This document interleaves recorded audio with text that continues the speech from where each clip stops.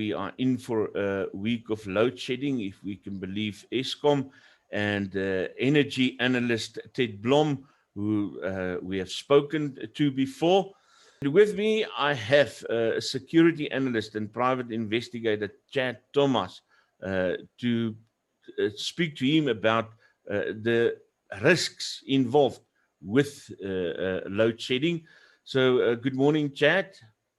Good morning, Isak. Thank you for inviting me to the show. Let's shoot straight away with the question. Is it true that crime spike in times of load shedding?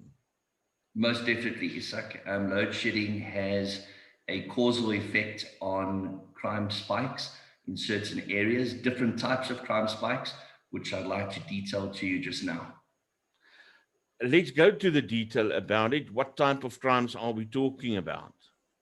All right, so a lot of them are contact crimes and some are less contact crimes. When we talk contact crimes, it means that the victim's actually involved in the crime. In other words, they are there when the crime takes place. So crimes that we're talking about that are contact crimes as a result of load shedding could be theft out of motor vehicle.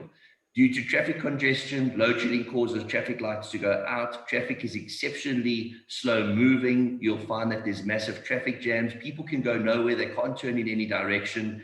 And it's almost like shooting fish in a barrel. You'll find criminals coming out from the side of the road. They'll smash the window if they see there's a laptop bag, if they see there's a handbag. And even worse, they may come on the other side if they see that you're actually on your cell phone, break the window, grab your cell phone and run. And there's literally nothing you can do. You're stuck along with hundreds, if not thousands of other people. Nobody wants to exit their vehicles. And these guys have escape routes planned. Other issues that we've seen that are of major concern relate to alarm systems in homes, electric gates, electric fencing, and electric garages. Because when load shedding kicks in, these devices now are reliant on their backup batteries. And the backup battery is not meant to last that very long, and it's not meant to have to kick in on a regular basis. So what we're finding is that these batteries are running down very quickly. And what that results is you arriving home, trying to open your electric gate, the batteries run flat because load shedding has run longer than anticipated. And again, you're a sitting duck because you're facing your gate and somebody can block you in. Another concern, obviously, is the electric fencing. The electric fencing is now off. People can come onto your property. And then one of my biggest concerns is informal settlements and built-up urban areas. When we talk about built-up urban areas, we're talking about Durban CBD, Joburg CBD, Sunnyside in Pretoria, those type of areas. Those have got tall buildings that don't let in a lot of natural light at night if it's dark. If you have load shedding in those areas, the increase of contact crimes can be exceptional, especially in relation to muggings, in relation to assaults, and maybe even in relation to rape. What can viewers do to make themselves safer in times like this, especially when we get more load shedding and more power outages as time goes by? Couple of simple solutions. If they're on social media, they must follow their municipality's Twitter handle, and it'll update them on the load shedding schedules that they've received from Eskom. Because one must remember, Eskom doesn't determine the entire load shedding schedule.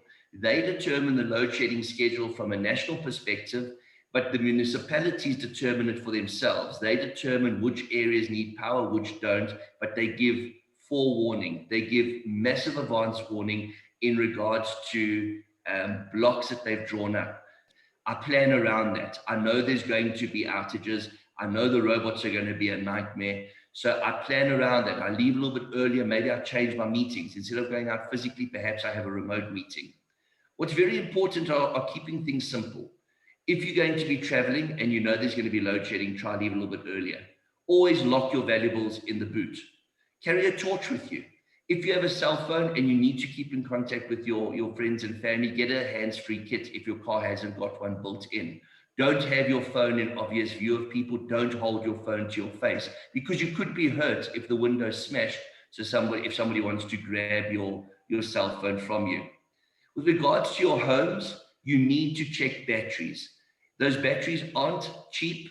but they are a necessity. And they're not made as a permanent power supply, and they're not meant to be a long-term power supply. They're meant to be a backup for a couple of hours.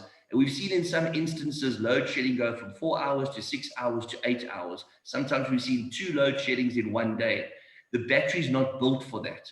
You need to check the batteries that back up your alarm system, your electric fence, your electric gate, your electric garage, and you need to replace them on a regular basis.